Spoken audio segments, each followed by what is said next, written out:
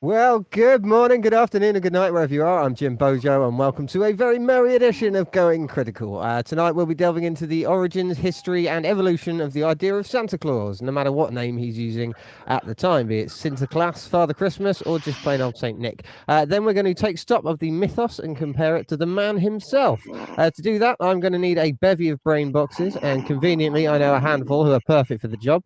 Joining us once again is Pete Berube, who'll be guiding us through some astronomical encounters and celestial sights in just a little while. Finally, and most excitingly, we've managed to convince a very special guest to drop in and help discover the truth behind Santa Claus. We'll catch up with him in just a moment, but before that, let me introduce the team and see what's new. Top of the list, it's Anthony Bailey. Hello, Squire. How are you doing today? Well, I see you talking, but you're still muted, so I'll give you a moment. No, I'm good. Hello, Got mate. it. Never fails. Got it. One a week. Okay. Oh, yeah. Where were we? Right. Okay. I was saying hello. How are you doing, Jim. man? I'm doing fine today. As you can see, pretty jolly for the season. Yeah. Work's been Sweet. pretty stressful, but that's the way it is in the postal service. At Christmas. Well, absolutely. You have the hardest job I know by the sound of it. You work the worst hours of all, and you have an insanely busy schedule. Now, I know you've got a new creator to show us in a little bit, but have you got any content that you've seen recently that you wanted to point out aside from that? Any little bits of shilling you want to do before I move on? No. No, fair enough. All right. Well, look, in that case, normally at this point, I'd be turning to Carissa Brock. But because it's Christmas and she's got a big family and they're all visiting at once, she just basically doesn't have the time to spare for our little old show. Now, hopefully she'll be back with us sometime soon. But with a bit of luck, her life won't be so insanely hectic that she can't be with us next time. We will miss her horribly, of course. And let's hope that she's back really, really soon. So next on the list is Port Ponky. Yeah, absolutely. Port Ponky. Hello, Squire. How are you doing today? I'm doing very well. I'm in a Christmassy mood. Yeah. Brilliant news. Now, have you got any news that you want to let people know about before we crack on? Just a chance to shill away. I've got my little show, 1 Minute Debunk. There's a very special episode coming out on Christmas Day, so watch out for that. Ooh, exciting stuff. Oh, Brilliant. man. All right, lovely stuff. Anything else you want to let us know about? No, that's it. Brilliant Oh, stuff. wait. Well, is there? We'll get to that later. Yes, of course. Our secret announcement that will become not very secret in a bit. Now, Zapostate, how about you, buddy? How have you been doing this week?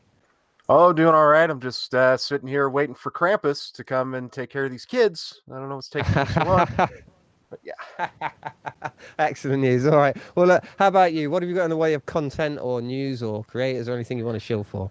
Yeah, our old friend Watachi Running Free has been on a rampage posting anti-climate change or climate change denial videos. So I'll be catching up with him probably next weekend.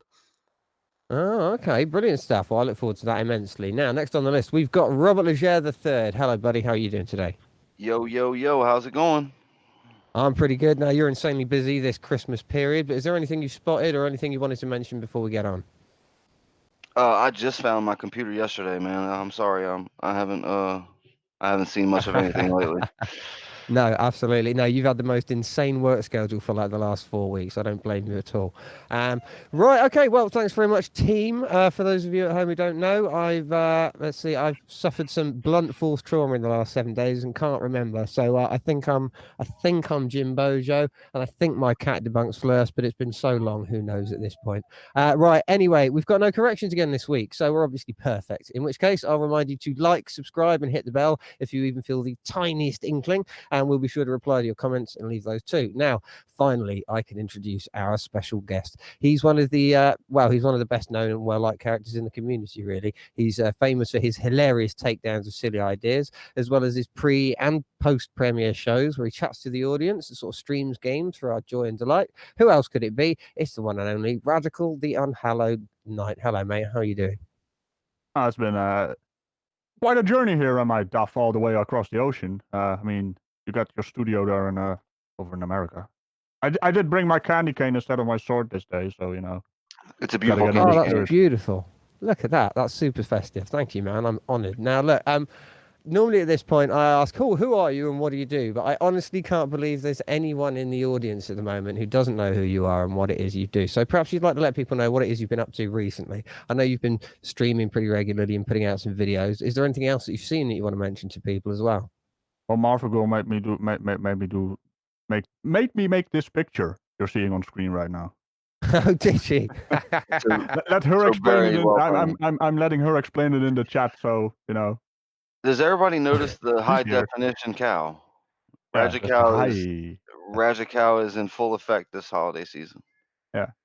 Look It's at those 300 udders. GPI. Mm. It's around 4,000 times 6,000 pixels, so it's really high definition. Wow. She That is a high Marvel Girl definition cow. She's Marvel Girl beautiful. basically made me make that.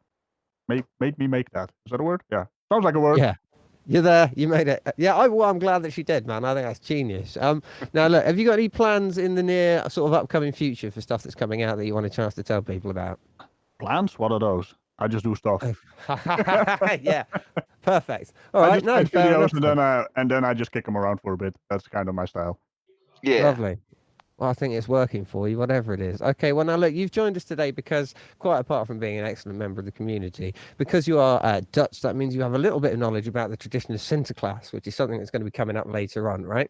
So thank you very much for joining us, basically. I want to remind the audience to check out Radical's channel. We've obviously got links in the description. He's got brilliant content. He's been on numerous channels and live stream events. And don't forget to look out for Radical and his intercontinental ballistic face palms. At this point, I'm going to remind members of the audience that if you want to get comments or questions to any of them, then you need to @Going Critical. You'll be talking to Zapostate today. He's going to get questions to us or to our guest or anything related. Or you can, of course, email us or leave comments later on if that's the way you want to do things. So, lastly, I'm going to turn to Tony. He's going to tell us about this week's new creator. Tony, what have you got for us?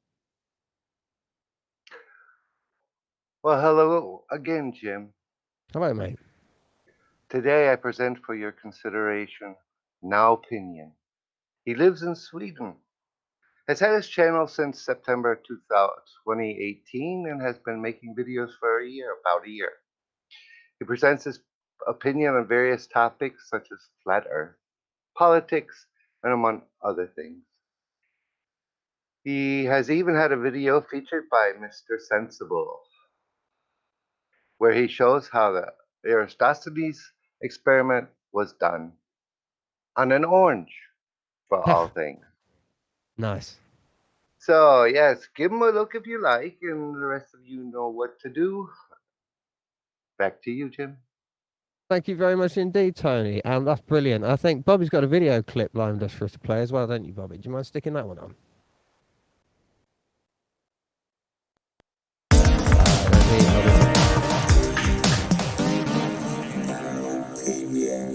The Lake Erie photo.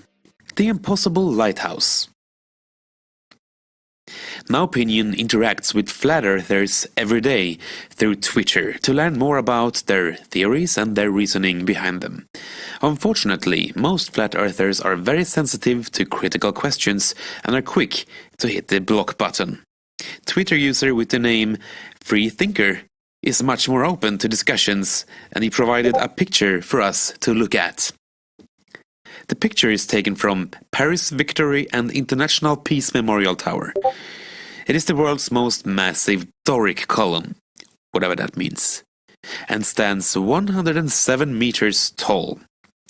The memorial tower was established to honor those who fought in the Battle of Lake Erie during the War of 1812, and to celebrate the long-lasting peace among Britain, Canada, and the US.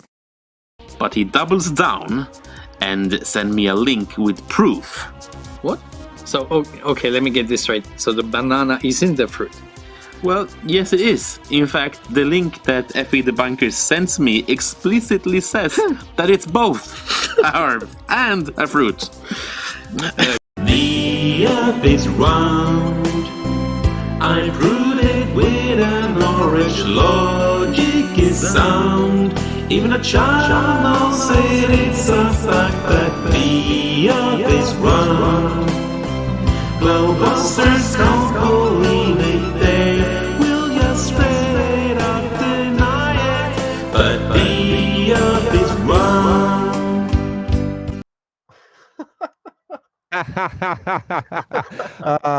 Tony cut these videos out for us today, and they're just I've watched them about 8 times because it's just hilarious. That song is particularly good, and as Tony pointed out, he proved the Eratosthenes experiment using some cocktail sticks and an orange, which is really a sight to behold. I really do recommend it. So let's see. Now, I've been watching these guys for a few days. I think it's worth every minute, so really get over to their channel, see if you can like and subscribe and hit a few bells. Now, the same can be said for Pete Berube, as he has given us a special segment this week. Now, because it's Christmas time, we thought what better thing to look at than the Star of Bethlehem, sometimes thought of as Halley's comment, sometimes others other things as well. So in a new segment that we're calling Lights in the Sky with Pete Berube, he's got a special video segment that he sent along to us. So Bobby, do you mind sticking that one on for us?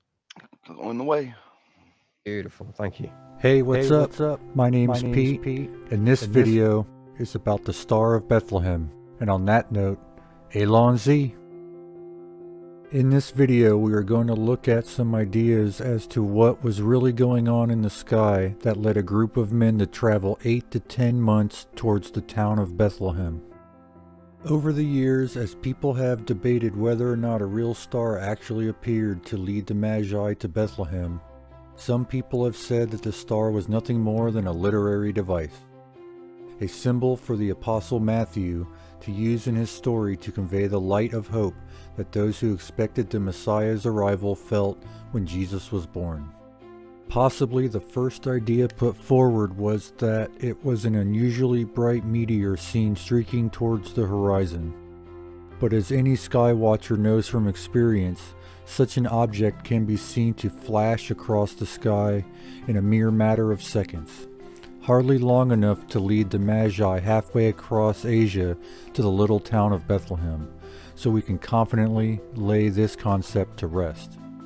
The famous Halley's Comet, last seen in early 1986, would have been in the sky during August and September in the year 11 BC. However, most authorities dismiss it due to it being a little early for the time in the story, and it seems very unlikely that another great comet could have appeared nearer to the accepted time frame of the star's appearance and went unrecorded.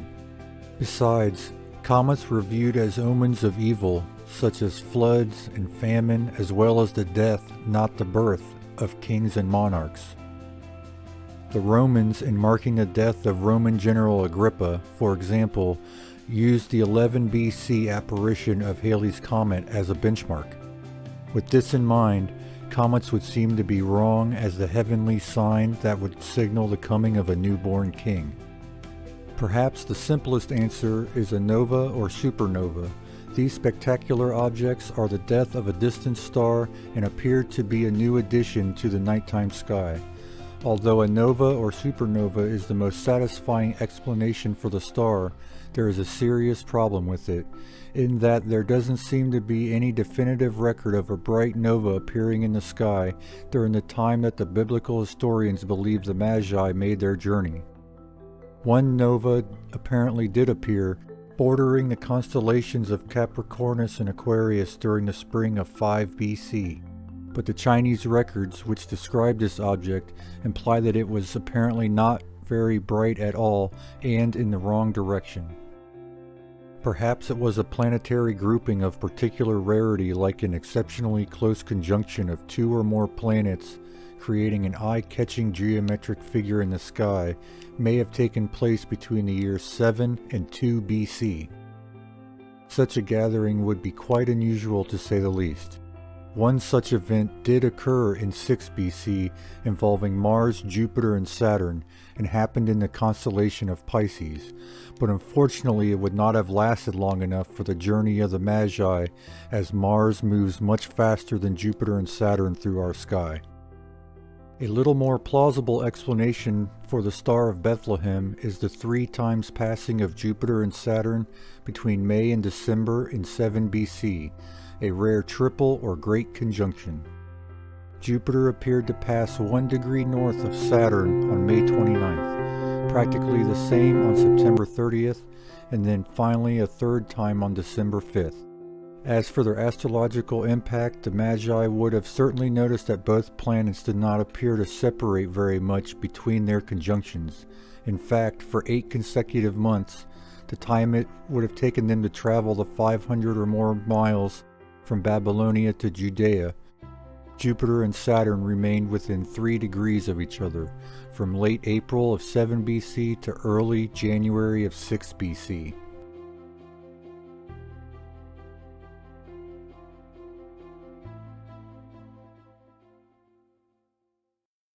I mean, that's just inspiringly good, isn't it? Right, there's going to be plenty more from where that came from. Pete's going to be bringing us a video at least every couple of weeks. So I think now that we've done with the housekeeping and we've got our videos out of the way, it's probably time I pass you over to Port Ponky, and he's going to run us through the topic that we're looking at today. So, Port Ponky, man, why don't you take it away?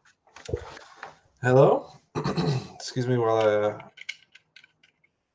put my glasses on. There are traditional tales of a rotund red fellow who breaks into your house and leaves presents scattered around. The tales make little sense, with ornate trees and flying livestock, but the evidence he leaves behind is overwhelming. The man of which I speak is Santa Claus, also known by names like Father Christmas or Saint Nick. He's apparently ageless, obviously powerful, and it's unknown if he's even human, who his entourage are, or if he's a force for good or for evil. Who is this entity? Where did he come from? Most importantly, are the stories true, or is it just another conspiracy? Today's topic is the one, the only, Santa Claus. Well, that was perfect. Thank you very much indeed, Port Ponky. That is absolutely excellent. Now, obviously, you guys know my position, that I know, of course, that I'm convinced Santa is real and that he's a menace. But I think we ought to cover the entire subject properly. I'll try and keep my biases out of it. So the first thing that you want to look at really is, where is the origin of what we think of now as Santa Claus? Because my research takes us all the way back to very, very early times indeed. Times so early, there are only 2 or 3 digits in them. I'm going to turn to Apostate first of all. So what have you got regarding the origins of this story? So the man behind the myth and the legend, we can trace back to one Saint Nicholas, who was born in southwest Turkey around the 3rd century, in a town that was then known as Murrah, Murrah. It's now known as Demre. And he was a pleasant young lad. He was born to wealthy parents who unfortunately died when he was very early. So he came into the care of the church. And as he was growing up, he was just known to be very helping and giving and everything else. And eventually he made his way up to be the bishop of the cathedral there in, well, it wasn't a cathedral, the church there in Murrah. Am I pronouncing that right, guys? Help me out. I think it's Myra from everything Myra? I've heard, There but we that go. may be wrong. Yeah. America. America. Pretty close. There is one sort of anecdote that says that the former bishop of that church decided who his successor was going to be by he heard a voice in his head that said that the first person he saw walk into the church that next morning was going to be the next bishop, and that just so happened to be our Saint Nicholas. And he went on to do all kinds of great things. He was especially known for helping out a fellow who had fallen on poor times. He had 3 daughters that he did not have enough money to marry off. So the legend goes that he crept up on their roof, dropped a bag of gold through their chimney, and it landed in the stockings that were drying by the fire. And they used that gold as dowry to marry off the daughters. He did this all 3 times. Indeed. Now, look, before I let you continue with the story, because the very earliest stories just have him throwing the gold in through the window. And over time, that evolved to him dropping it down the chimney, which seems to be a link to Santa Claus sort of later on. Now, what I would like to do first is, Bobby, would you mind going to the images we've got and just bringing up the first one for me? Now, obviously, Santa Claus has got many different names, and this is a list of just some of the different names that are given to this person. You probably recognize 1 or 2 of them yourself. At the top, you've got the recognizable ones, obviously. Now, if we can scroll firstly to the next image. Now, this is an early relief, a medieval relief of St. Nicholas himself. Okay, now this is just very, very old, and this refers to the person who actually existed, if you like, the person on whom this whole myth is based. I'm going to ask to go to the next image again, if possible, because this next relief is one of the tale that Zapostate was just telling us about. You can see St. Nicholas there dropping the money in through the window for the daughters to pay for their dowries. And we're going to just shift one more image, and I'm going to turn back to Zapostate, because I'm going to ask him about the manor of St. Nicholas. This is where strip clubs came from, by the way. Straight up lobbing that cash. Blow it in there. Making it rain. Knock someone out doing that. Gold's heavy. So, Make it rain, baby.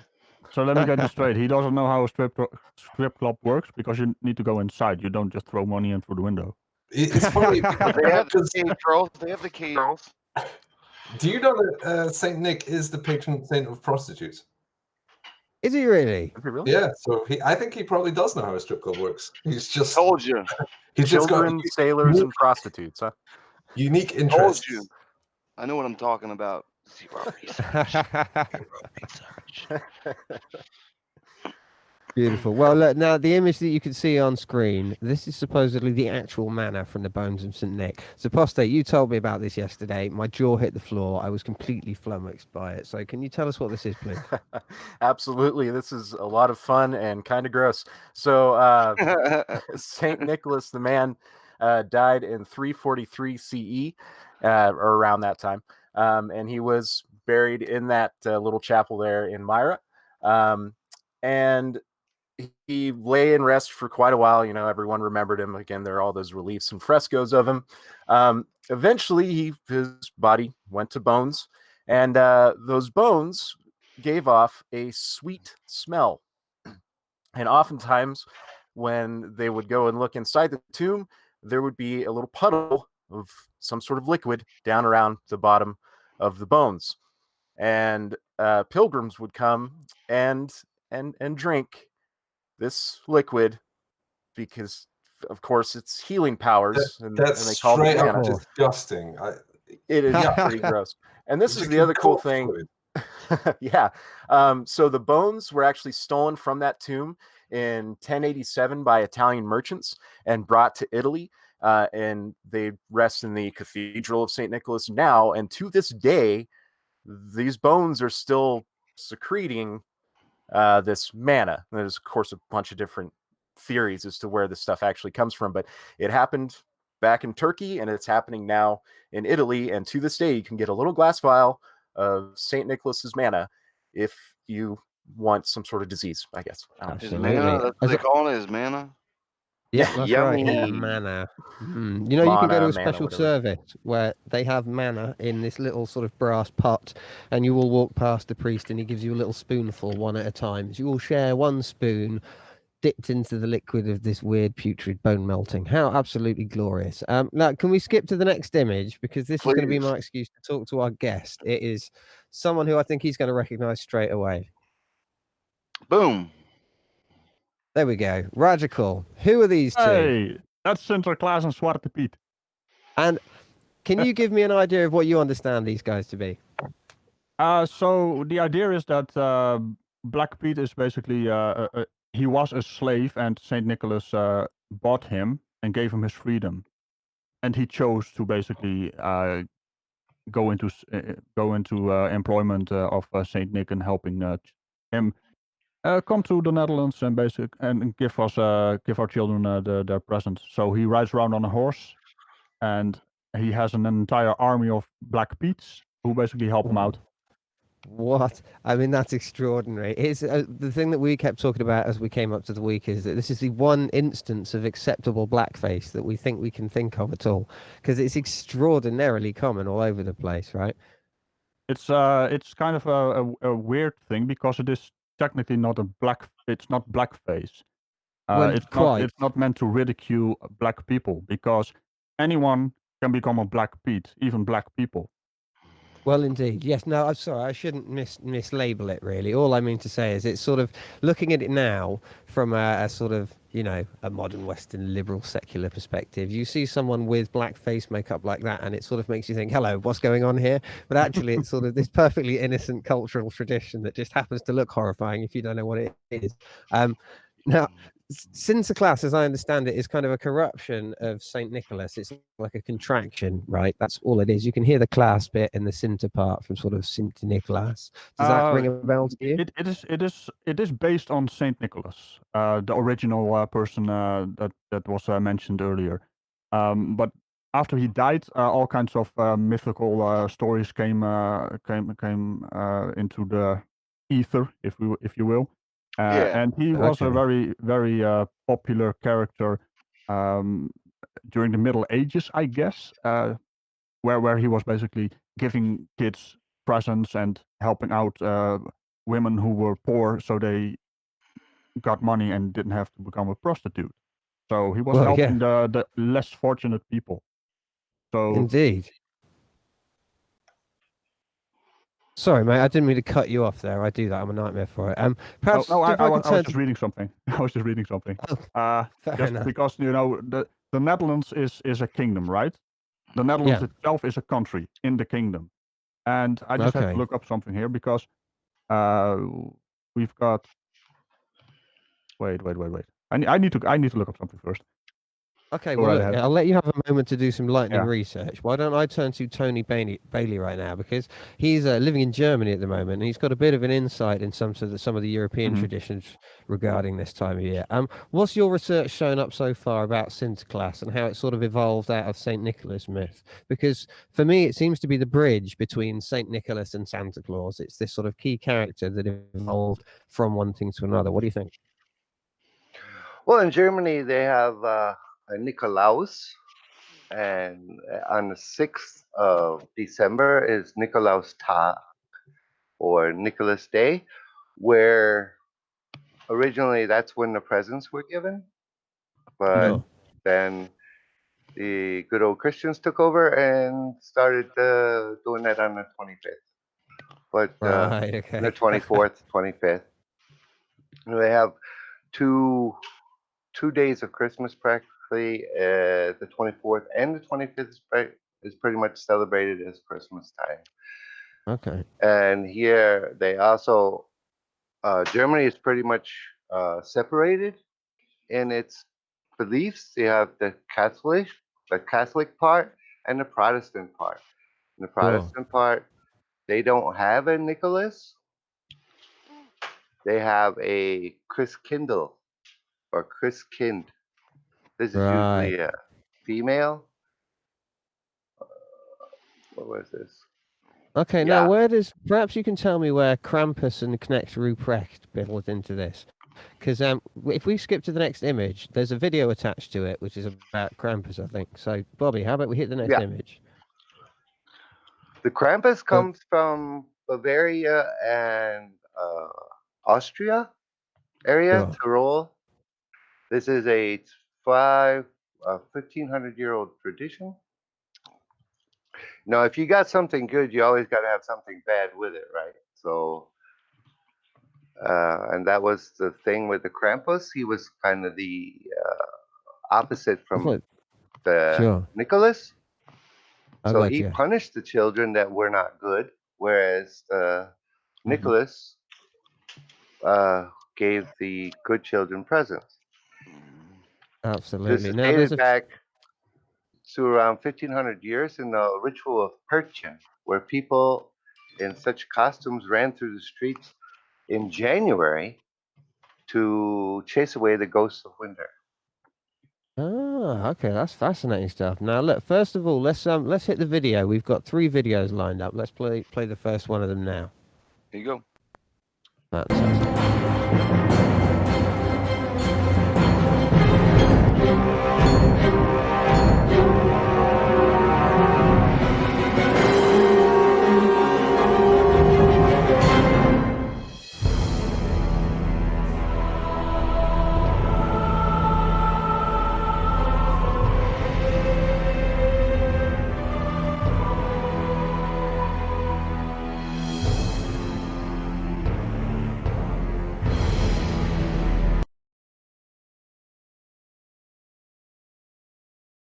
Christmas tradition that I think I've ever seen in my entire life. It's like a Slipknot music video. Oh my God. Tony, what are we looking at there? Or Rammstein, maybe. Yeah. That's the run of the Krampuses. That is done on December 5th, the night before December 6th, of course. And that is when all the Krampuses come in, and Nicholas starts wandering through the streets to start giving out his presents, and the whole army of Krampuses. Because, I guess there's more bad kids than there are good. I guess so. Wow. I mean, that's a brilliant thing to watch. Now, look, we've got a couple of videos and a couple of images now, followed by a video, which all cover this sort of subject, because there are other companions to St. Nicholas and Sinterklaas throughout Europe. Perhaps if we jump onto the next video, we'll see someone called Knecht Ruprecht or Knecht Ruprecht. Again, Tony, being our resident German, I think I should probably leave this to you to explain. Been 2 now, right? Yeah, please. Oh, no, Gotcha. just the next image. The next image. Gotcha. Lovely. There we go. Yeah, So there he is. Who's this? this is the Knecht Ruprecht. He is where the Krampus comes from Bavaria and Tyrol. The Knecht Ruprecht comes from the rest, well, not really practically the rest of Germany, but in the Christian parts of Germany. He also accompanies Saint Nicholas around, or the Nikolaus, and punishes the bad kids. Yeah. Fair enough. Now look, Can I we've got just- a few of them. Can I just say, he also has a what we would call a rude, which is basically where he hits the kids who are bad. Is that the thing he's holding in his hand? there? Yeah, the exactly. sticks, isn't it? That's the earlier versions of Black Pete as well. He was also, Right. the one who punishes the bad kids and puts them in a bag and takes them back to Spain. And then next year they will come back. That's kind of the mythical story behind it. If you're not a good kid, you're gonna go to Spain Poor in the kid. bag. Yeah. So, what's with So, the yeah. Spain thing? Spain is so terrible. Didn't you know? Well, he migrated. He, Sinterklaas, the Dutch version, migrated from Turkey, where he basically freed the slaves, and migrated to Spain. And every year on December 5th is when he actually does the we call it pilgrimage. Pakjesavond, basically the evening of the presents, where he has his Pete's basically go down the chimney. That's why they're black as soot, right? And then they Yeah. the kids actually put up their shoes and put a carrot in there or an apple for their horse, for Saint Nicholas horse Americo, so he has something to eat, and some other candy for the Pete's, and so it's kind of, and that's where they also get their presents. So when they come downstairs and look at their shoes, the carrot is gone, the candy is gone, and there's a present there. So it's really fun seeing the kids going critical. Wow, excellent reference. Right, so like the thing that I guess I want to cover to make sure that we've laced it all together neatly is that you've got this original character, this real person, right, St. Nicholas, and he becomes a saint more or less in the Catholic tradition because he's considered to be such a great person. And they've got a religious feast that is around this 5th/6th of December time. Now, over time, that St. Nicholas character has evolved into very slightly different versions throughout most of Eastern Europe, so that we've now got these distinct characters that are all clearly linked back to the same thing. Okay, and now the reason that I've got all these different images of the side characters to just sort of demonstrate how this one person, who was a real person after all, developed quite quickly into a bunch of different similar but ultimately distinct myths. So Bobby, if you could go straight to the next image for me, you'll see someone called Schmutzli. Now, I don't know if Tony knows anything about this, but this is the Swiss companion. Now, as you can see, there's some similarities to Zwarte Piet, etc. And you've got, again, the mitred version of Sinterklaas. Now, in all of these places, that 5th or 6th of December is considered to be the sort of the Christmas giving presents time. And the 25th is something that emerged later as a result of sort of post-Reformation, right? So let's see, if we jump again once more to the next image, we'll go to the last one of these companions, which is he's called Père Foutard, and that's Father Whipper, and that's the French version, okay? Again, a gentleman, black with their black clothes and beard, and he's got birches to beat the kids with. Now we've got a video next up. This is Sinterklaas and Krampus together. This is another one of the videos Tony gave us. So perhaps if we look at the image, play the video, and then Tony can tell us what we're looking at afterwards. Ihr Herren und Frauen, Already. die ihr einst Kinder wart, Yes. ihr Kleinen am Beginn der Lebensfahrt. Ein jeder, der sich heute freut und morgen wieder plagt, hört alle zu, was euch das Christkind sagt. In jedem Jahr, 4 Wochen vor der Zeit, da man den Christbaum schmückt und sich aufs Feiern freut. Er steht auf diesem Platz. Der Ahn hat schon gekannt.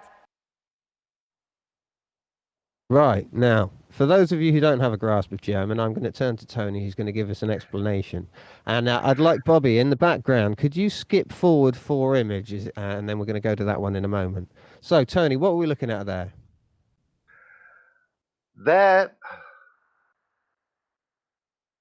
Okay, this image is what I was saying before, between the Catholic and the Protestant.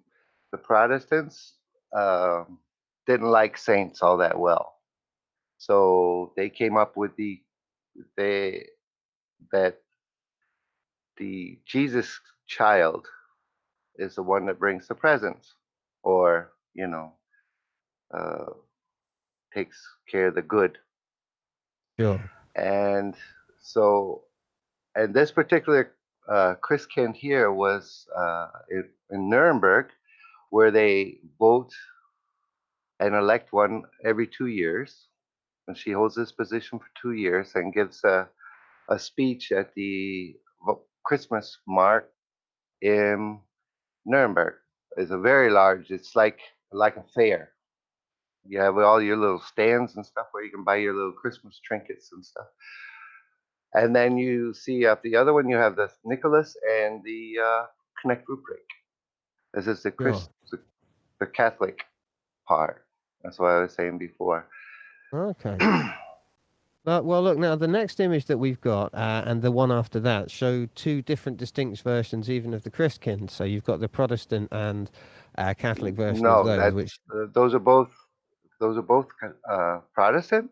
The one is just the older version, and and a younger version, practically more in line with what the Protestants were thinking, young child Christkind. Indeed. Or okay, Christ well, look. child. Yeah, right. Now, look, the reason you may have noticed I'm turning to Tony quite a lot for this initial phase because he's sort of from Germany and has been specifically concentrating on the origins of this stuff. He's very well armed this week for the stuff that's going on. Next up, though, I am going to turn to Port Ponky because I'm going to ask him a little bit, having sort of established some of the earlier history, about how we transitioned into the more modern version of Santa. Because obviously we've seen the Sinterklaas, but we haven't seen much of Santa Claus already, and I wonder if you'd like to talk a bit about that. I thought maybe a good starting point would be if I said to Bobby, why don't you jump forward 3 images, and this is a picture of Wodan, sometimes called Odin, and my view is this is quite important to the topic. Poor Punky, what do you think? This is I read a bit about this. My research has been mediocre this week. What I read is that it's largely traced back to the poem A Visit from St. Nicholas by a guy called Moore. Sure. I don't remember how the Odin stuff weaves in.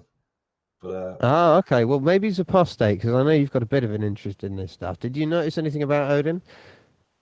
Yeah, absolutely. So Odin or Woden, whichever you want to call it, is part of course, anyone who has a basic understanding of Norse mythology is sort of the highest of their pantheon. And every year on the winter solstice, which is 21st, they would have what is called the Wild Hunt, or let's see, there was a different name for it too. Wild Ride. Hunt. That's it. Yeah. The Wild Ride Through the Wild sky. Hunt. And Odin would fly/ride his horse, which my pronunciation again, Sleipnir, I think is his name, and it's a 6-legged horse. Sleipnir. That's it. 6 or 8-legged horse. So this is part of, or possibly where part of the reindeer thing came from, or at least hearing hooftops on your roof is from this 8-legged horse. I heard it was an 8-legged horse. That was what my research gave me, and that's where the 8 reindeer came from. I heard it was 10-legged. all right. That actually sounds like a spider. It had legs? Yeah, right. 8 legs. 12. But of course, with all other these awesome pagan traditions, Christianity came in, took it over, and changed it to the 25th. And now Christians adopted Yule, which was the time. And so now you have Yule logs, which is just a throwback to Old Norse mythology. In fact, wasn't one of the names given to him Yulnir? I think that's right. Yulnir, the man Yule. Yeah, Yulnir. I don't know. Jolnir, like Master of Yule. So Yulnir. Yulnir. Yeah. Master of Yule. That's Thank you. Practical, yeah. Nice. I can pronounce Norwegian and Swedish a bit, but I don't know the language. So. Gotcha. Oh, well. Well, yeah. The only way I learned it was Mjolnir off of the Avengers, I'm afraid. So that's the best I've ever got. Now, look, the next image on the pile, before we get into the sort of modern history of it, there's just one more here, which is a bit of an outlier. It's called, let's see if I can read this correctly. It's called La Befana from Italy. Now, to all intents and purposes, she sort of fulfills the role that a sort of Nicholas crossed with Santa Claus goes down chimneys. It's the right sort of time of year. The difference is that supposedly St. Nicholas came to her town, and initially she had offered him, she offered him a place to stay, and then he said, oh, you should come with me where I'm going. And she refused at first, changed her mind, but couldn't find him. So on the way, she gave the presents that she bought to follow to the baby Jesus or whatever to the children instead. It's like an odd corruption of the tale, but ultimately it ends up in the same sort of outcome. It's just their Santa is what is described in their own words as a hideous ancient witch, which seems an odd thing to want to come down your chimney each Christmas, but each to their own. I can see it like, I got your presents, kids. And then in trouble, right? That's terrifying. These kids are going to run away. That's marvelous. Right, look, I just wanted to get that one out of the way. What about the casting call for that? Casting call? What do you mean? Yeah, we need hideous, ancient-looking women. Yeah, right. How many people are going to come to the audition, right? Well, to be fair, the woman on screen right now is not hideous looking. I mean, what's going on there? Doesn't she need like a nose with a big wart on it and big hair on the wart? That would be hideous, right? That's what Yeah, she's like described as Jenny having, a McCarthy. massive hairy mole on her nose and a long crooked nose Oh and yeah, all this stuff. I I mean, recognize they're that really story. horrible. I come from the same time, so I think she's my neighbor, as a castle over. Lovely. Well, I wanted to get that image out of the way because it was just a bit of an outlier. Next one, Bobby, can you stick the next image up for us? Yes, indeed. Let's have a look. Now, this is New York, New York, right? This is very important to the story of Santa Claus because New York. it wasn't actually. Sorry, mate. Yes, he said New York. Oh, New beg York. pardon. New York. I was You know, muted. come on. New York. World's You work. It's all right. I shall recontrol the show and we shall be fine. Where am I? Right, New York. The reason New York is important is because now it's a lot of Dutch traditions, right? The Sinterklaas name did get corrupted into Santa Claus, but funnily enough, it wasn't by the Dutch. It was actually by a group of English people who sort of Yeah, adopted. I know. Right, here we go. Yeah, So sorry, this go is on. where I get to. Go on. Actually, this is where I get to turn to our guest because I thought I may be able to ask him what he knows about the subject. Yeah, the thing is, the British were having a similar festivity as us Dutch, and we took our traditions when we went over to America, and they took their traditions when they went over to America. That's also the reason why Santa Claus basically is now on the 25th, 24th, around that era. That's Christmas time. It used to be the 5th of and around the 5th and the 6th of December, but Sure. apparently somewhere around 1800. One of our sailors, big fat jolly folk, a fella with a green suit, he went ashore, and he was called. That was the first time some made-up person, a fantasy figure, was called Santa Claus. So it is a Dutch story, which was basically always a jolly, happy, big fella who gave presents, I guess, to children. And then Coca-Cola came along. Oh, Well, look, I don't think we can lay the blame entirely at Coca-Cola's flaw, although they certainly was do one. take a little bit of it. It was No. 150 years after that, I think. So They don't take any of the blame. That's a misconception. Coca-Cola did not turn Santa Claus red. Oh yeah, absolutely. It No, was Am I skipping ahead? well, nearly. Let's see now. Well, actually, the next thing that we can do is we can skip to the next image, which is some early Santas. So we've got, let's see, I think I've actually got 3. Here we go. This is a very early one. This is P.T. Barnum's idea of what he looked like. There you go. You can see he's got the sailor's jacket on, and he's got the Dutch-style trousers and the wide brim hat. If we jump to the next image. He looked like he's selling Quaker instant oatmeal. He's not even trying. He looks You're like a so Dutch right. sailor, yeah. Exactly. I like the books tell over here as well. The history books in what do you call it? Middle school. Yeah, no. So you think that's familiar to you as Dutch sort of sailing outfit, is it? Yeah, those are the people who perfected slavery. Oh, okay. Well, that's quite a claim to fame, I suppose. I didn't know it was perfected. Quick, moving swiftly on. Right, so unbelievably, this is also another early image of Santa Claus. He's got the sort of the bearskin style hat. He's more of a jester. Clearly, he's still carrying the clothes, but this is one of the renditions where he's got a fur-lined green coat and a waistcoat and, what do they call it? That neckerchief that you tie around your neck. These are all before Santa Claus really became fully sort of, cemented in people's minds. What actually made it? I think Paul Honky was about to mention this earlier on. It was a chap called Thomas Nast, wasn't it? Yes, a cartoonist for the magazine Harper's Weekly, which is apparently a magazine. He formed the now traditional red suited Santa Claus and turned him from less of a Dutch stereotype and more into a kind of jolly red pajamas guy. Yeah. Absolutely. Now, if we skip forward 5 images, Bobby, we'll actually go to the earliest sort of modern image that's thought to be the closest related to Santa. It's one more.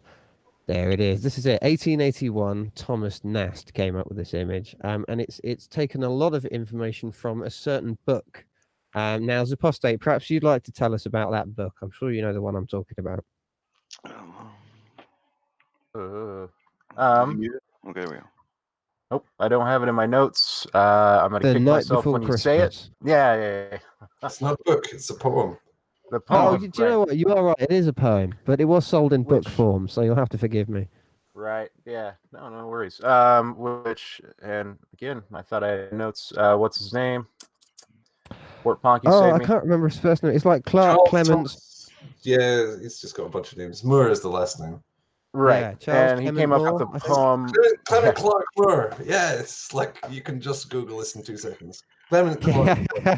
Allegedly, there is other claims to authorship, but it's probably this guy because it seems like it is.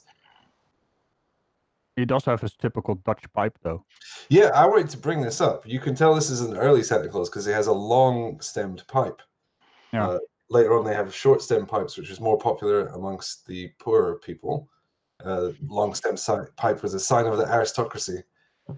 Was it indeed? Kind of made him a bit alienating, and they liked. Look at your short pipes, you disgusting peasant.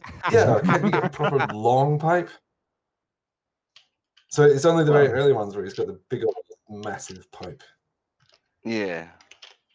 Oh Pipe man, gang. come on, Santa has got to be sitting on some dollar to be able to do what he's doing. In fact, later on in the show, I intend on showing just how much dollar he is sat on. I've got a little segment I will be calling the Science of Santa, where we go through a few of the numbers. But I'll leave that for a minute. Now, can we possibly? Now, let's see. Can we skip back just one image, please?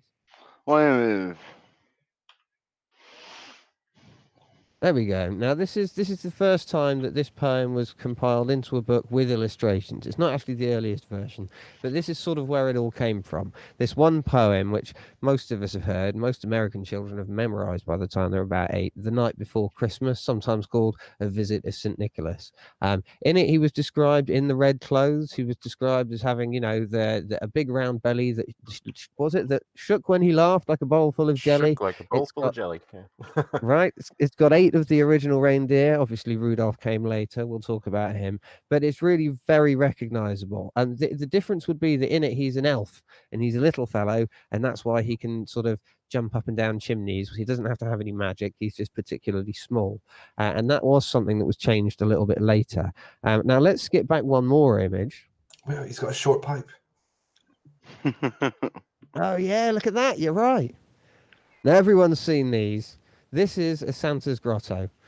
This is basically the first way that Santa was ever seen, I don't know, IRL, live screen, if you like. People in a particular shopping mall in particular, but quite quickly over a narrow period, people started having people dress up as Santa to attract people in, and pretty soon they'd build a grotto, have kids. It sort of evolved as an idea very quickly indeed. Stemming from something that Macy's had started doing early in the 1930s. Now, we'll skip back one more image and we'll see every year they make one of these. There you go. And they've been doing it since about the 1930s. Now, there may have been a revival of Christmas at the start of the 19th century with things like 'Twas the Night Before Christmas and sort of retellings of the stories and it being revived in America and so on. But really, it was the start of the 20th century where what we know of as Santa really started to become cemented in people's minds, right? Now, Tony, why don't I turn to you at this point? Because in the turn of the 20th century, we started having, Santa Claus became a marketing trick. What do you know about the development of Santa through the 20th century? Well, yes, the development of Santa actually has come to a lot of commercialization of the Christmas season, as most people notice already in end of September, beginning of October. But the Salvation Army and so used Santa Claus to bring in donations, and this they'd always used this for, well, not always, but use this as a pulling point for donations, and then other uh, charity organizations started using Santas also. The Nicholas, as we see him, yeah, this the one story always, "'Twas the night before Christmas, and all through the house not a creature was stirring, not even a mouse." Knows almost everyone by heart in America, I'm pretty sure. Robert, you would know this too. Or cricket. He's just thinking of it so much. Right now, he can't even talk. He's overwhelmed. Well, He's trying to talk.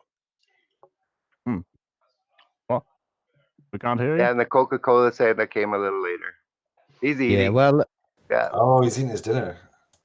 I got you. Well, look, Bobby, while we've got the topic of Coca-Cola, let's jump forward. Let's see now. Can I get this can you hear right? me now? Yeah, Yeah. we can. I think you were My muted, voice buddy. meter, my voice meter crashed. Ah, that's what it was. Sorry. Nice. Well, do you mind jumping forward 4 images for me? Sure. And yes, I know plenty about Coke. Well, that's Which convenient, one? Because Coca-Cola. Of course. that's the image I'm There we going go. for. Now, who wants to debunk a myth? Poor Ponky, you jumped in earlier on, so you're animated by this subject. Why don't you tell us a bit? Because I've heard this. I used to even believe it when I was a teenager, that Coca-Cola basically came up with the modern idea of Santa Claus. Now, what is the truth?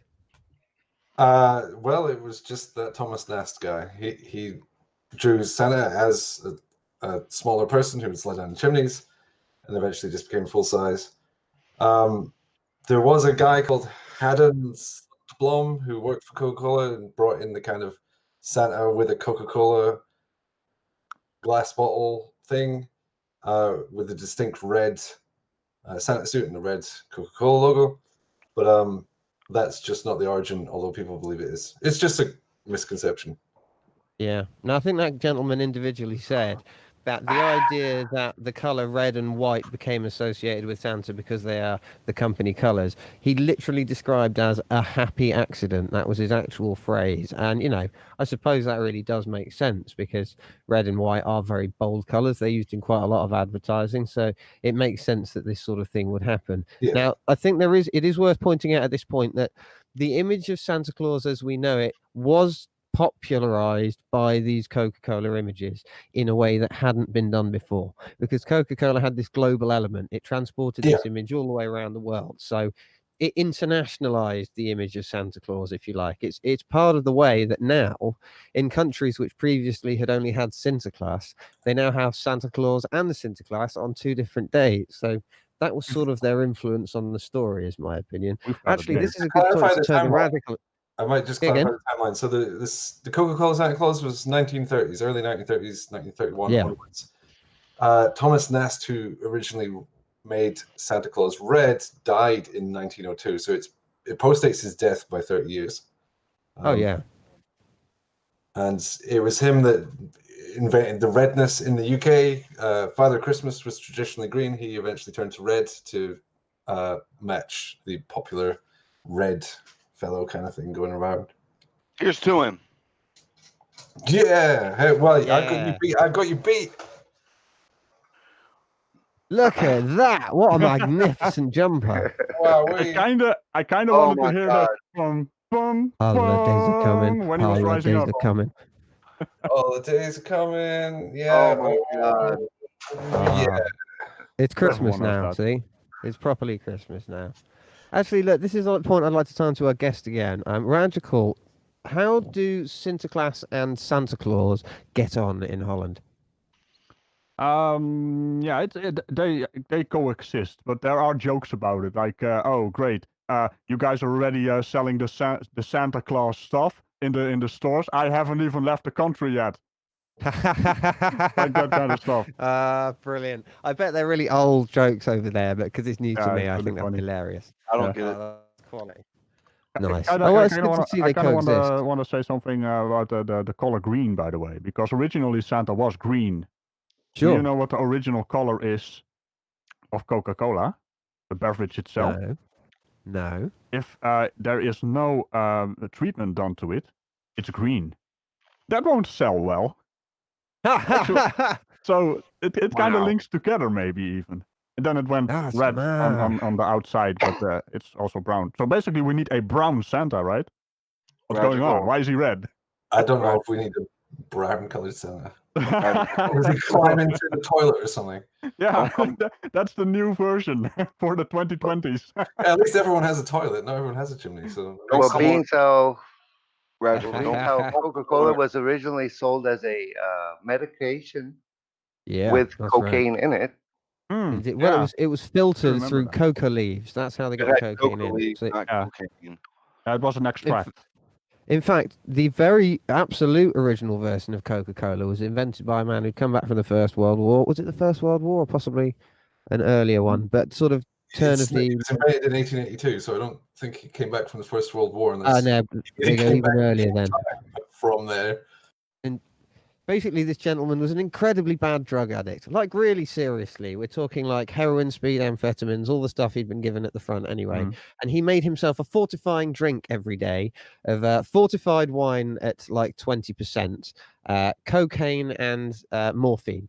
And he would just drink that every day, like about 2 liters of the stuff. And he basically marketed it into an actual drink. And obviously, over time, he was forced not to put all of the dangerous chemicals which sort of zip you up into it. And it turned into the rather anodyne, sugary drink that we have today. But for a little while there, it was, I mean, you think Red Bull is bad for you. This stuff had actual heroin in it. It's extraordinary.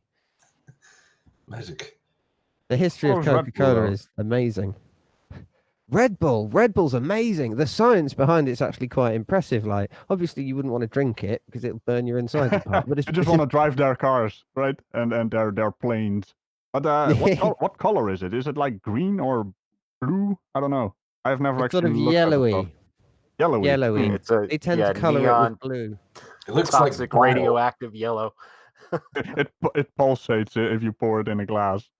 Yeah, you know what it reminds me of? Slurm from Futurama. This sort of bright green yellow liquid they drink that looks appallingly like radioactive waste. Slurm looked like Nickelodeon Extreme Mountain slime. Dew. Yeah, exactly. Can y'all hear Right me? now, look, we've we can seen hear. Coke. Yeah, we got you. Right, we've seen Coca-Cola started from the 1930s. Then we've got a couple more things that popularized it here. Let's jump to the next image.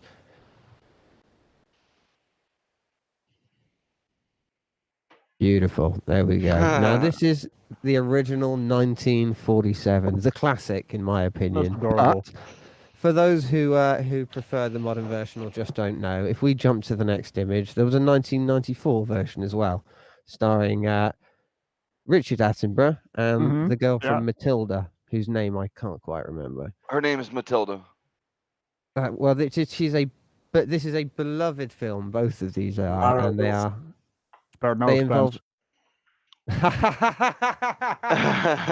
That's an epic reference. You win the internet today, sir. Brilliant. I just love Jurassic Park. I know the entire movie, so you know. Oh no, John that's Hammond. Yeah. That's right. That's the guy. It's funny. I watched a documentary about Santa that was actually narrated by Richard Attenborough today, and I swear he'd had a little bit too much Christmas cheer. He couldn't quite get all the words out, and he seemed to be giggling at inappropriate spots. But you know, he's a professional, so he got all the way through. I do love that guy though. These films. I mean, they are classics now. They give the idea of Christmas just as much as any other Christmas film you can think of, although I'm sure we can all name a bunch.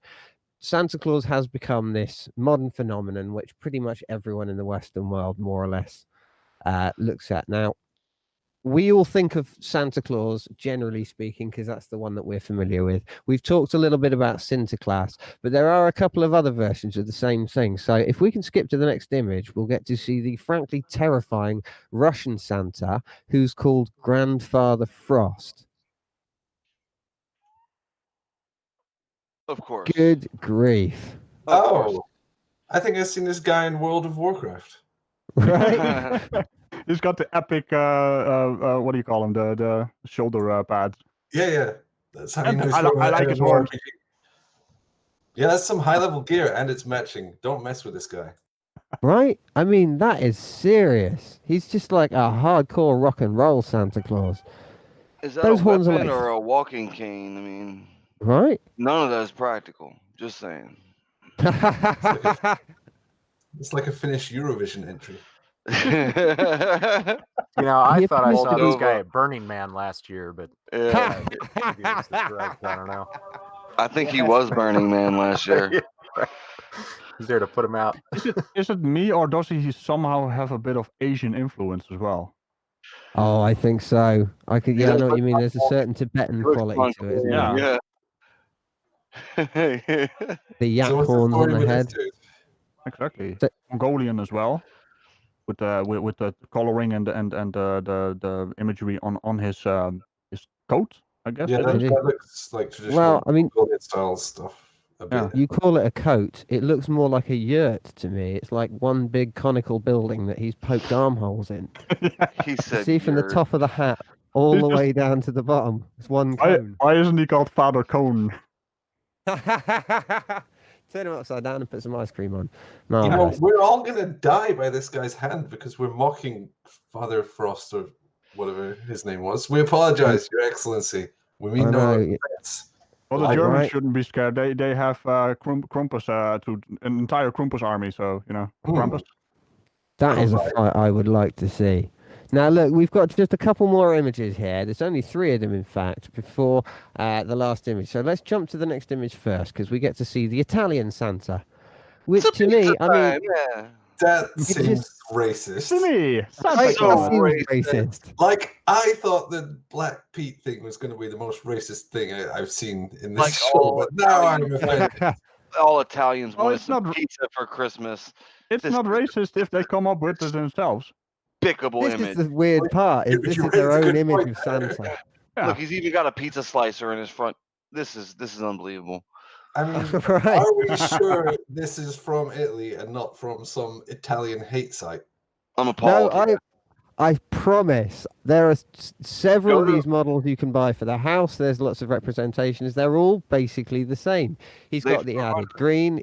He's got an apron. He's carrying a pizza pie in almost every single one. Honestly, I wanted to go, "It's a me, Santa Claus," like Mario does at the beginning of the SNES games. I just found the most Hey. amazing image. It's Santa on a Vespa. Oh, that's amazing. Wait, Is the best for flying or just like going through traffic in Rome? they've been nice enough to provide us with this URL here. What's that? Does anybody Yeah, go? I can see that. You I mean, are. dude, I want to know what this image is. Is anybody going to that URL? yeah, well, look, while somebody finds and tries to find an image and a URL of that, can we skip to the next image?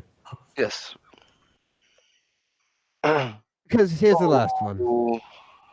Even Africa's got a Santa. I think this is brilliant because it's basically Santa, but he wears a lot more sort of a completely different outfit, but also the same outfit at the same time. Now, look, I couldn't really find out very much one about this, if I'm honest, but I just wanted to put it in at the end to show the massive variety that you get.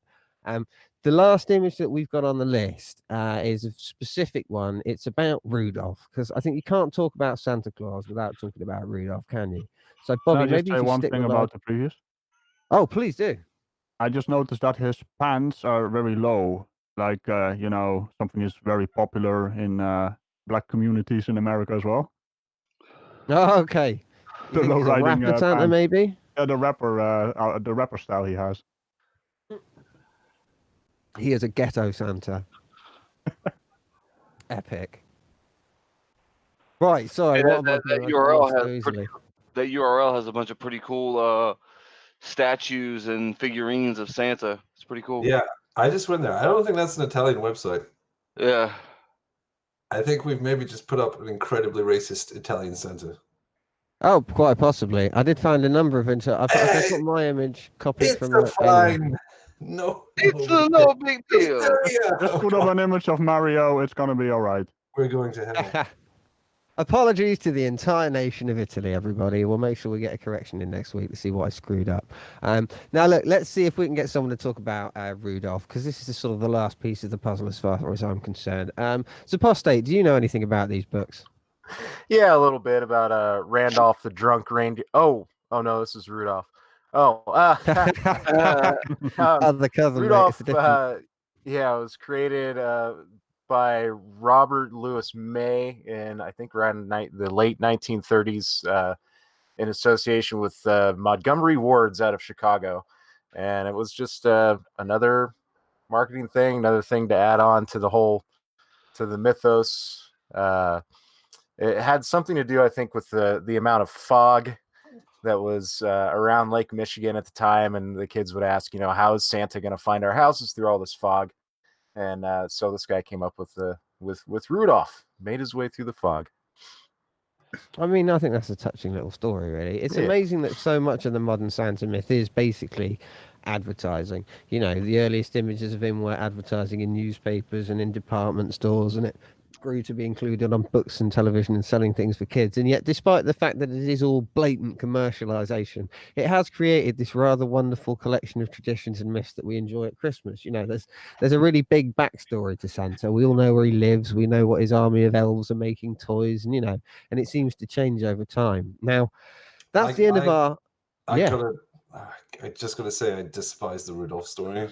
It's not right. They bullied him, but then they found his disability of, the massive glowing red nose, which is just a medical condition, I assume. Yeah. They found that had practical value that benefited them, so they then accepted him. They're using Rudolph. It's extremely ableist. They wouldn't Yeah. let him join in any of their reindeer games. Yeah. That's just, it's straight up a very ableist story. It would have been better if the story was that he saved them because he has a glowing nose and they were hidden in a cave and they couldn't get out. No, it'd be better if they couldn't get out and he just looked And down he came said, up and saved them. I'm not going to save you. You're not You're on gonna your save own. Yeah. So a revenge story. Like, I mean, hey, by the way, he is the only original glowing nose reindeer. The others are replaceable. that's very true. We're all unique and beautiful, so yeah, don't accept this ableist stuff. Teach your kids something like don't bully people or anything, especially not because of a medical condition. Jeez. Now, well, Okay, look, this leads us to an interesting question, right? Which is sort of something I've got my science of Santa bit to look into, which is Santa evil? Because Santa's a guy who, we get sightings of. We know NORAD is tracking him, for instance, but none of us could really put a finger on exactly what he looks like other than the pictures we've seen. Everyone's got a slightly different image of him, and he appears to have a phenomenal amount of power. I don't know if you've noticed, but this is a person who can travel across hundreds of millions of homes in the space of mere hours. Now, the sort of technology that he's got to possess to make that possible is extraordinary. So if his motives are anything other than pure, I think this guy is a menace and he needs to be stopped. Now, I can go into the science of how I think he achieves the magical feats that he apparently achieves, but I wondered if anyone else has got his opinions on whether or not you consider him dangerous, because I've seen bits of our evidence that make me wonder just what his political leanings might be, possibly trying to bring down capitalism's apostate. You had a couple of good ideas. What do you reckon? Are you pro or anti-Santa? Santa, that commie bastard. Where do you think all the red comes from? And I mean, he's got this army of elves. How well are these elves really paid? Do we know? We have no clue. I haven't seen the numbers. I haven't seen the numbers from the North Pole. I don't know what the GDP is up there. I mean, this guy is just loose. He's loose. No government oversight. Does he pay the elves? I mean, he originates from Dutch, and as we now know, the Dutch perfected slavery. Yeah. I would not be surprised if those elves do not get paid. They probably can't even unionize. You know the North Pole is a tax haven. It's a tax write-off. Where else are they going to work up there if they lose their job? Well, this is it. It's a captive market, and nobody knows how much tax this guy is paying. I think now might be the time for me to ask Bobby to put my special little Science of Santa thing up, because I want to have a look at just how he manages to achieve the things he's achieving. I've got some numbers and some images. So what I did was a quick analysis of the numbers. Bobby, could you stick image number 1 up?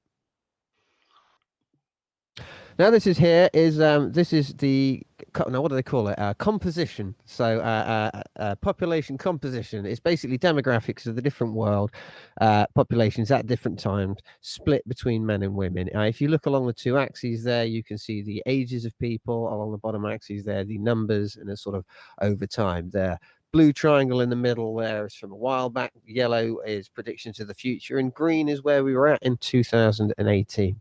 Now, if we jump over onto the next image, Bobby.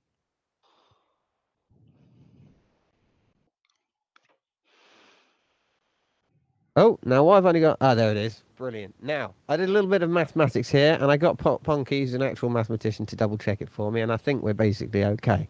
I tried to work out some conservative numbers for the minimum sort of thing that Santa would need to achieve in order to get his job done.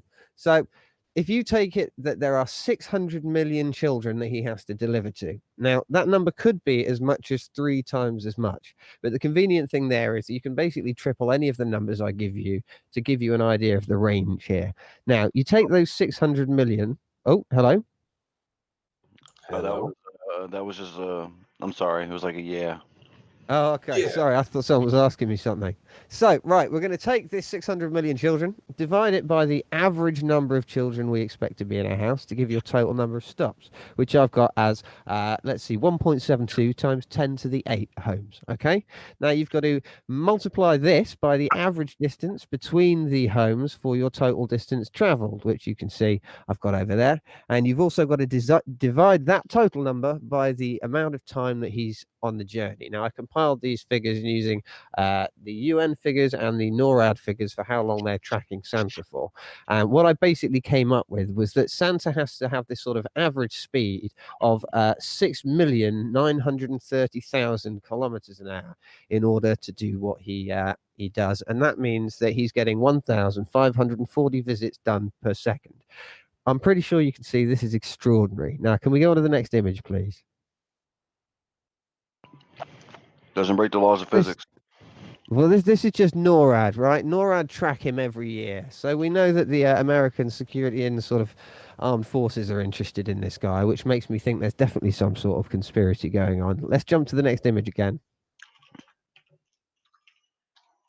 And this is my solution. I think that Santa is generating a warp field.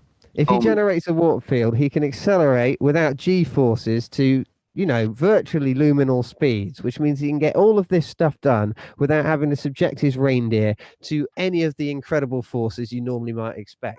Now, that's the bubble on the left there, the warp bubble he has to generate, and on the right, that's my artist's impression of how it works. But if we skip to the next image, you'll see how I think he achieves it. Oh, man. It's Kugelblick's black hole. Now, look, this has only been theoretical in the past. He's basically using the energy produced from it. He's got mass injectors, which fire mass into this to keep it stable. And then using coolant flow generates heat, which he must have inside of his sled. So he's got some incredible technology going on here. Now, next image, please. Now, I think this is the last one. This is the thing that really interested me because this is the money, okay? How many children he's going to? As you can see, that's about 600 billion. I've worked out roughly how many naughty kids there are in there, which is going to be on the order of 6 million. Now, with the price of coal and the weight of coal that he's giving to each person, you can actually work out exactly how much stuff this is costing him, which is, as you can see, it's on the order of $60 billion US. I've actually got a couple of those symbols incorrect as pounds there, but they're all supposed to be dollars anyway. The point of all of this is Santa is clearly loaded. He's got money coming out of his ears, and he's got technology the likes of which we've never seen, and he can travel at very near luminal speeds. I say we need to gather an army and destroy the North Pole. What say you, gentlemen? I think he's holding out. No. I think he's holding out, dude. He needs to bust up with some of that cash and that tech. So wait a minute. Let's just go back to reason. If he wants to destroy us, he can. Has he done that? No. This is such an American way. If we can't control it, we need to shoot it. Hey, he's British. He's British. Hold up a second. We cannot mess with someone who has this kind of technology and power. Wait. Robert said something. It's personal. It's the British. No, Jim Bojo is British, so I said that the Americans said nothing. But should we invade the North Pole? Robert? I, for one, welcome our jolly red overlord. Absolutely not. Yeah. I don't think it's a good idea if we go against Santa. Yeah, I'm not with it. Yeah, I'm not on board with Can this. you just see the gingerbread powered army of coming down from the North Pole, invading our countries? can you guys really handle all those kids, 680 million kids, just looking at you like Yeah, exactly. No, I can't deal with that, man. Tried to kill Oh, I Santa. don't know. I don't know how you guys can ever sleep soundly in your bed anymore. We've got mere days before he's going to be in our houses, looking over our children, bringing who knows what. He might even have, dangerous nuclear technology sitting on the roof of your house. But, if you feel safe, what can I say? Every chimney is a launch pad. So I think we can take it even further. I think your physics analysis is very interesting. Yeah. Nietzsche in chat hit upon what is likely the cause of this. Santa is an alien, or at least non-human in origin. I could take him. My technology is far more advanced than his. I'm trying something here. I'll see if I survive.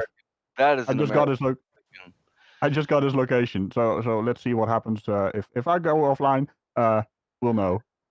Oh my god. Oh no. Yep, I'm still here. Phew, he missed. That was close. All of a sudden, an evil Santa comes up behind my castle and blows up my field. I like standing in my field. I think it could be worth considering. Is Santa perhaps an alien probe, or a result of an alien probe? So I was doing a little bit of thinking about this. You're aware of the Fermi paradox, that there is apparently no visible intelligent life that we've yet found. So there must be a reason for that. Yeah. If Santa is indeed alien in origin, his motivations are difficult to figure out, but we can figure out a few things. He's undercutting the entire world economy by hundreds of billions of dollars because he's producing and distributing counterfeit toys and goods. Very, very good counterfeits. You think those PlayStation 4s that you get are legit? No, because they're made in the North Pole by elves, presumably with some kind of replicator technology, because they are, you cannot tell them apart from genuine Sony ones. They are perfect forgeries. They are indeed. He's also distributing a massive amount of petrochemicals to evil children.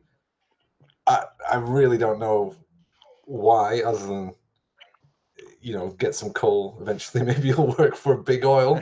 If you're evil, that's probably a good place for you to go. Oh, yeah, follow the money.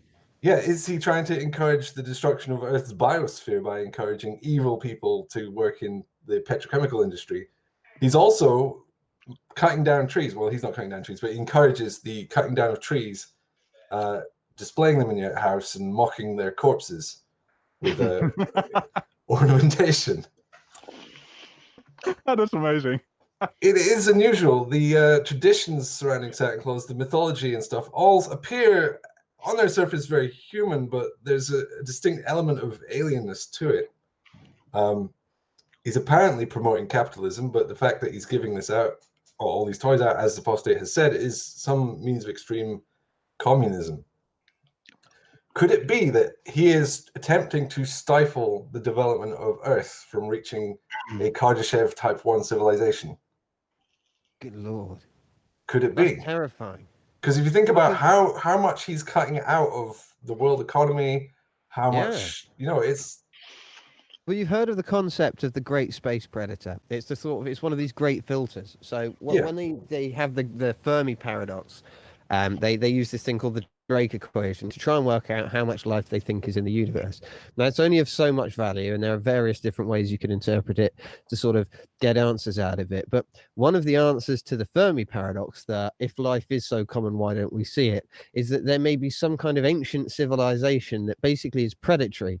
And every time it sees a civilization get to the point where it is getting outside of its own orbit and traveling to other stars, it immediately comes and sort of undermines it and defeats it. Now, I have no reason to think that Santa Claus is not one of these great filters. He's an alien technology or influence sent to prevent us from reaching our true potential.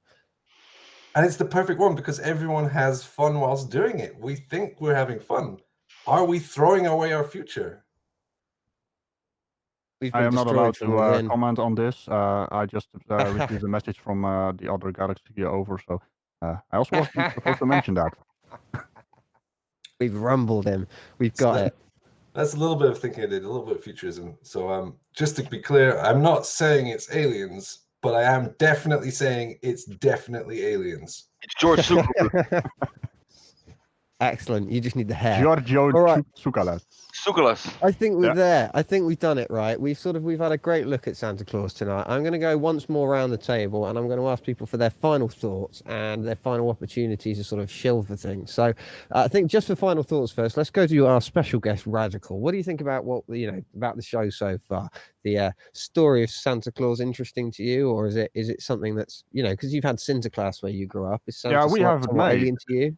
We have it made. We have both of them, right? We have Santa Claus and we have Sinterklaas, basically in the same month even. So our kids are happy about it. I bet they are. I just wanted to mention the thing about the Kingdom of the Netherlands, and I just looked it up. So okay. It's our country is part of the Kingdom of the Netherlands, which is actually a few countries like the Netherlands itself, Aruba, Curacao, and Sint Maarten, and the other countries. Also, Suriname is one of those. Mostly black people are living there, right? Right. And they celebrate Sinterklaas. And they also have Black Pete. They paint their faces black because it's black of soot, and they are not dark enough. So that's basically positive evidence that it is not blackface.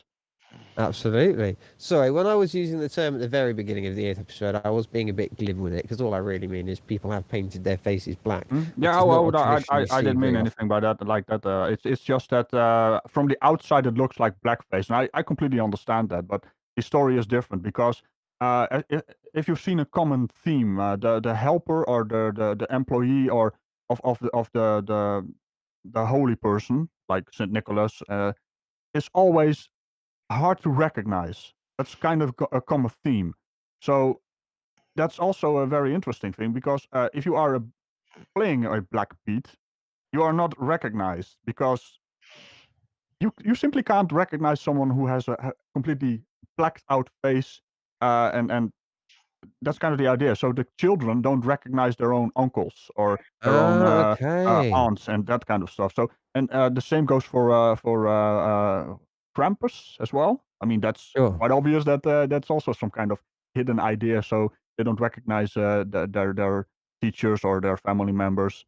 So that's kind of also the idea that is probably part of the well, how many times am I going to say the word idea? But it's part of the idea. So we don't recognize them. That's fascinating. See, that's not something I'd come across at all. That's really interesting. Well, who's next on my list? Let's see. What about as apostate? Have you got any sort of final thoughts for the evening? Got anything you want to shill for as well while we got a chance? Oh, sure. One final thought about the science of Santa Claus. I like where Port Ponky is going with this. The alien technology definitely makes a lot of sense.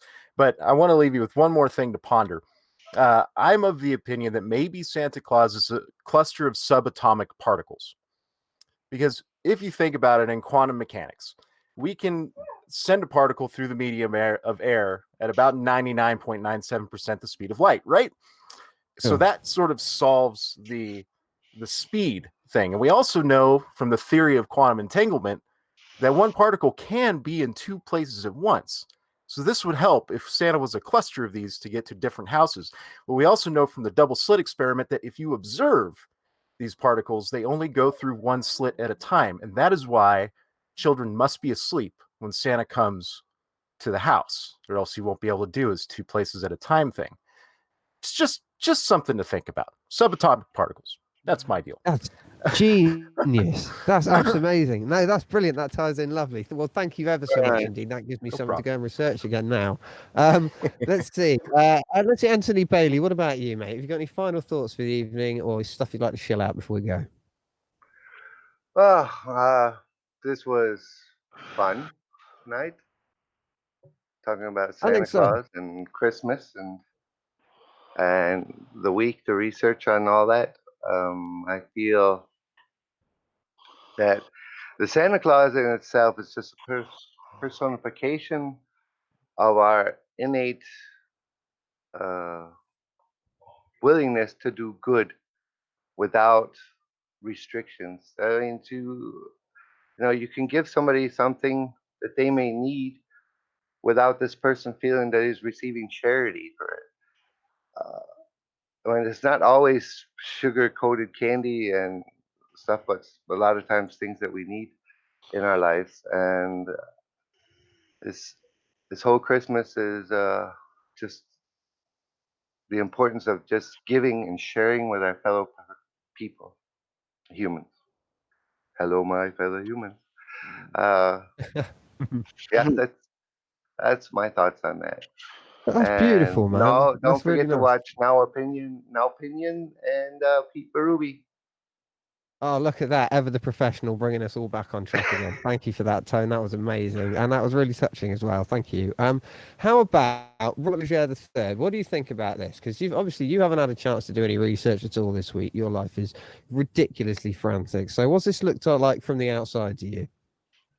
First of all, I love Nene's comment that Satan is a dick to poor kids. Santa, uh, this is true. I'm a little bit offended by a lot of the joking about Santa today. Santa's some serious business, and a lot of you guys just don't take it seriously. Yeah, need some more respect, man. Come on. Just put some Unbelievable. respect on Santa's name. Well, have you got any sort of final bits of shilling that you want to do? Is there anyone that you know about that's got any charity streams on or any, content coming out? Anything at all you can think of?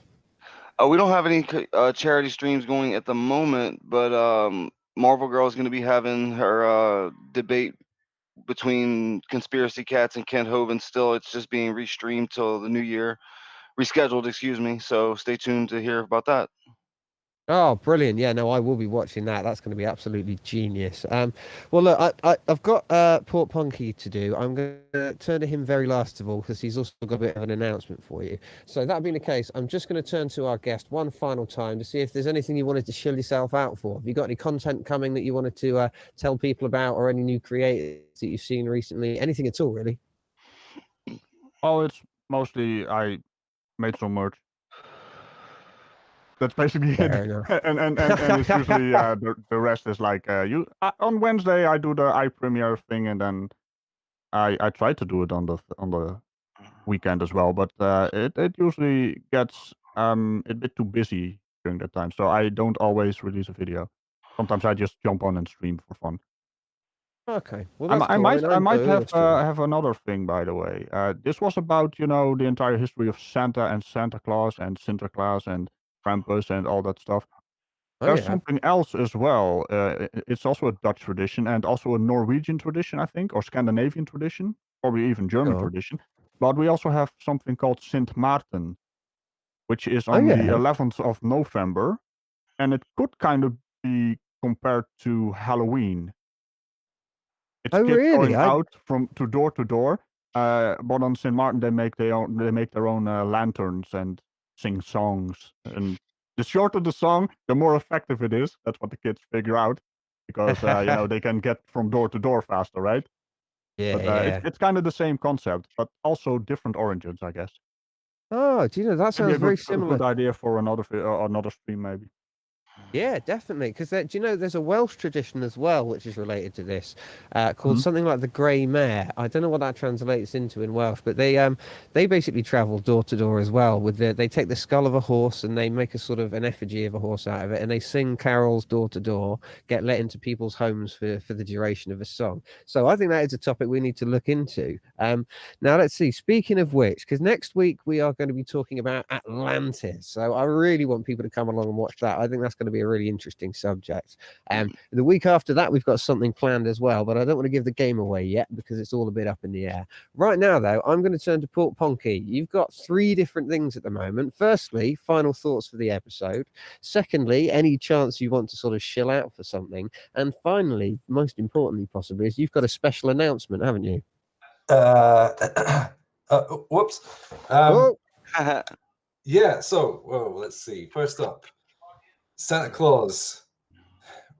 Usually when we do these episodes, by the end, it's so easy to see that everything we've been discussing is shades of nonsense with grains of truth. But here, the evidence is overwhelming. We are at his mercy, for better or worse. Please, Put some children. respect on saying his name. Children, first of all, if you're watching this, tell your parents that you're watching random stuff on YouTube without their say so. And second, you must sleep on Christmas Day. It's imperative. Oh, Christmas night. If Santa finds you, we cannot be held responsible for what I will happens. take you As I through the said, North Pole. you may become an elf. I don't know. Nobody knows. We are fully at his mercy. Yep. So that's that. I don't really have anything to shout out. I've got a little special 1 minute debunk at Christmas. I'm sure you'll all catch up with that at some point. But yes, finally, we have a secret plan. It's not super secret because I'm about to reveal it.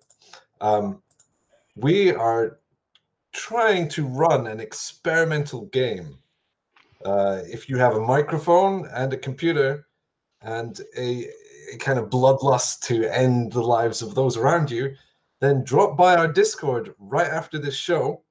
And at some point fairly soon, if we get 8 or more people, we're going to be doing something slightly unique, which you may or may not enjoy, and we may or may not take further. It's a social thing. It's very experimental. It might be a bit of fun. So drop by our Discord. I think the link's probably in the description, unless we've messed up, in which case then I'll put it in the chat. excellent. The link's in the chat.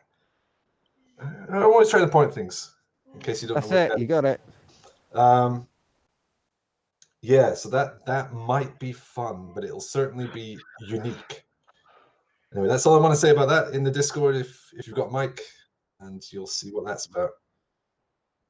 Brilliant. All right. Well, look, absolutely, I can second that. For the last couple of nights, we've been trying to set this up, and we haven't been able to get enough people at any one time, mainly because we were trying it at weird times early in the morning. I think that might have been our primary mistake. But for those of you who are interested in playing, please get into our Discord now. Follow the instructions as provided. I think that's going to be a great time. Ladies and gentlemen, I think that's it, really. I think I should thank you once again for joining Joe Critical. We all wish you a Merry Christmas, the happiest of holidays, a jovial Yuletide, or even a happy Hanukkah. Remember to like if you liked it, subscribe if you want even more, and hit the bell so YouTube doesn't, stiff you out of all your well-deserved notifications. Thanks to our special guest, Radical, once again, for lending some Dutch tradition to our Western decadence. And we hope you enjoyed the show, so let us know. With that, I think I'll wish you a final good morning, good afternoon, good night, and Merry Christmas, wherever you are. I've been Jim Bojo. We've been Going Critical. It's goodbye from me, and it's goodbye from them. Bye, everybody. Bye-bye. Happy holidays. Menace. Goodbye. Happy time. Menace. Bye. Menace. Menace.